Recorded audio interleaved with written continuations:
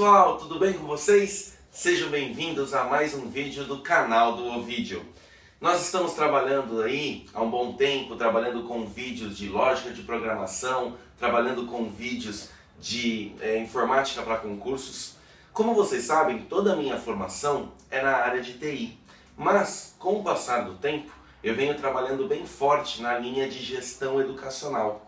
Então eu resolvi preparar mais um curso para vocês, mais uma playlist para vocês, voltado um pouco agora para essa área de gestão, para essa área administrativa, que fatalmente vou atingir mais pessoas e vocês que já são assinantes do canal. Falando nisso, falando em assinantes do canal, a gente já rompeu a barreira dos 900 inscritos e tem aquele nosso desafio de conseguir chegar em 1000 inscritos para eu poder sortear o livro para vocês de programação em Java para jogos. Então, como por tradição, a hashtag desse vídeo vai ser administração. Ó, tá aparecendo aqui, ó, hashtag administração.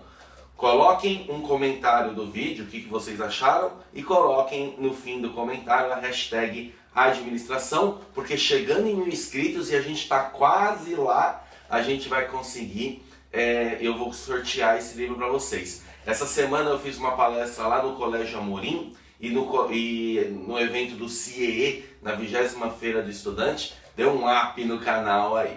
Muito bem. Essa nossa playlist, essa nossa nova linha aí do canal, nós vamos chamar de ferramentas administrativas, ok? E eu vou dividir para vocês em algumas aulas que eu vou já encaminhar logo. Eu quero falar um pouco agora, eu vou falar, né, lembrando, por estar em instituições na área de gestão nos últimos anos, ter atuado, embora sejam tudo voltado para a educação, que é o meu foco, eu sou professor, essa é a minha ideia, eu venho trabalhando há um bom tempo nessa linha, então eu vou falar com vocês, fazer esse braço do canal. Então agora eu vou direcionar vocês para a gente falar um pouco sobre a administração nas organizações como um todo, que vai fatalmente ajudar você, tá certo? Vamos lá para o vídeo? Olá pessoal, tudo bem com vocês? Estou aqui para agregar ainda mais os conhecimentos que vocês já têm, os conhecimentos que vocês já estudaram, né, usando aí todas as características e as funções do portal, e eu vim aqui para conversar com você, para que a gente possa aí olhar olho no olho e eu poder agregar ainda mais conhecimento para vocês. Estamos trabalhando modelos de gestão. As partes de modelos de gestão, a gente vai ter todo um embasamento de gestão empresarial. E para facilitar a nossa vida, todos esses estudos, eles são divididos em 4 etapas. Até mesmo pensando na ideia de você fazer todo o curso em um mês, não é verdade? Baseado nisso, eu dou de dica para vocês, trabalhar esse vídeo, esse bloco 1 em uma semana, o bloco 2 na segunda semana, o bloco 3 na terceira semana e o bloco 4 na quarta semana. Que fatalmente em um mês você vai ter agregado muito valor para a disciplina de modelos de gestão. Vamos lá, vamos dar uma analisada aí no bloco 1, conforme a gente falou, né? Quando a gente pensa em modelos de gestão, não tem como a gente não falar da administração das organizações, não é verdade? Pensando nessa linha da administração das organizações, a gente dividiu, né, o primeiro bloco, toda a parte de introdução à administração.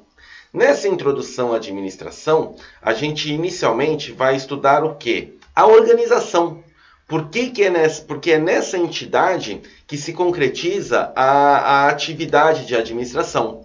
Veremos também os níveis organizacionais e você vai conhecer também as funções administrativas e saber por que é tão importante estudar administração. Por que a administração ela é chave aí para qualquer tipo de empresa, para qualquer cargo que você vai atuar, você vai ter que ter essas noções de administração, não é verdade? Quando a gente pensa em administração, a gente pensa no quê? Numa empresa como um todo. E a administração ela é um meio para vários fins. Porque não tem como eu garantir em qual empresa, em qual tipo de empresa você vai trabalhar? Você pode atuar na administração de uma instituição de ensino. Você pode atuar na administração de uma rede de supermercados. Você pode atuar na administração hospitalar. Então, vocês vão perceber que quando a gente fala de administração, a gente tem todo como que eu posso dizer? A gente tem toda uma gama de possibilidades que permitem a gente poder explorar ainda mais, ok? Muito bem. Primeira coisa, o que é uma organização? Quando eu falo em organização, eu estou pensando no conceito de uma empresa, pensando em hierarquia, pensando nessa organização como um todo. Então eu tenho, por exemplo, um bom teste para vocês treinarem, a gente fala em organograma. Qual que é a hierarquia da empresa? É uma hierarquia linear? Como que funciona essa empresa? Como que vai funcionar todo esse processo de atuação da empresa? Como que ela é como um todo? Tá certo?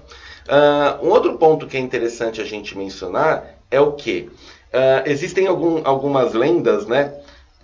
Qual a diferença entre eficácia, eficiência e excelência? Né? A gente pode classificar a eficácia como atingir as metas organizacionais, escolhendo os objetivos apropriados.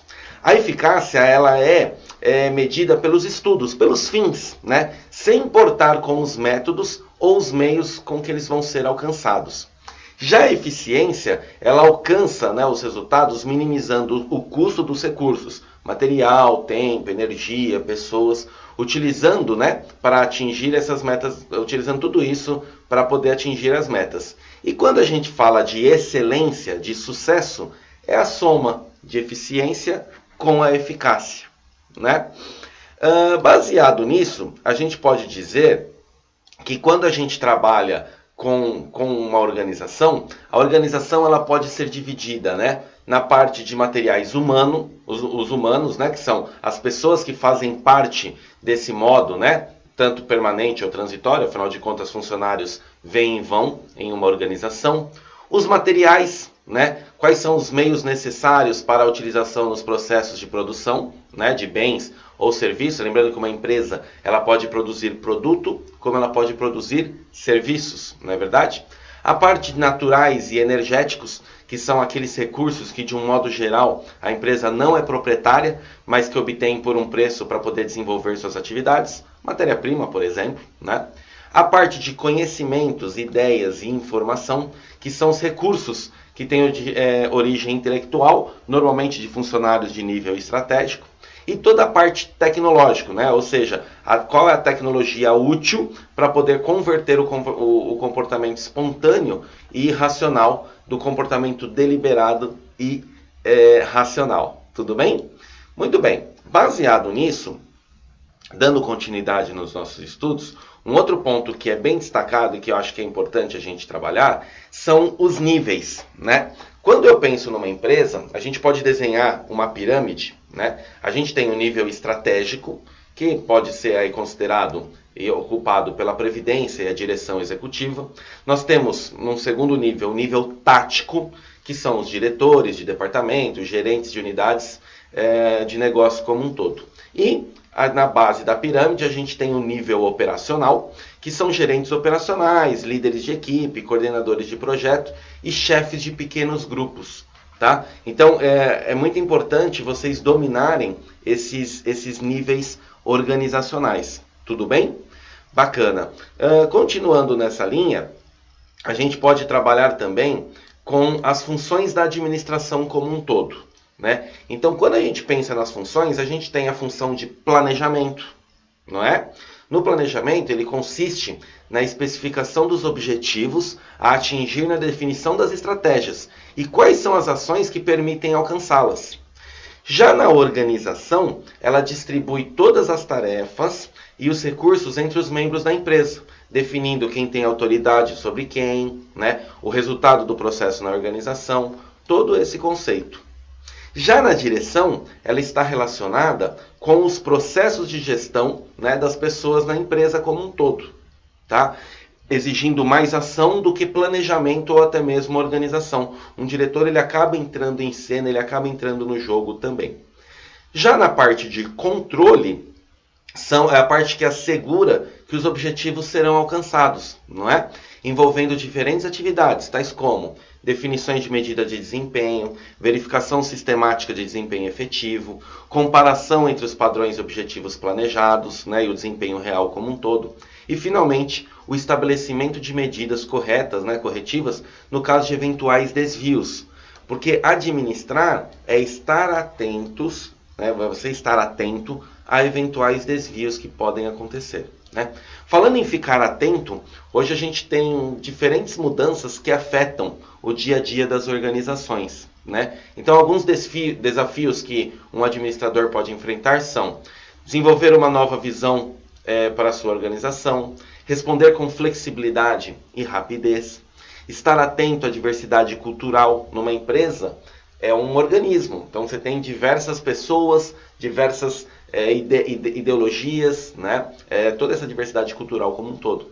Decidir sempre com ética e responsabilidade social, focalizar a estratégia e satisfação dos clientes e investir no treinamento e desenvolvimento contínuo de seu principal ativo. Qual é o principal ativo de uma empresa? O capital humano, né? Então, o capital humano estando bem preparado, o restante, né, como a boa base, tudo, é sempre consequência.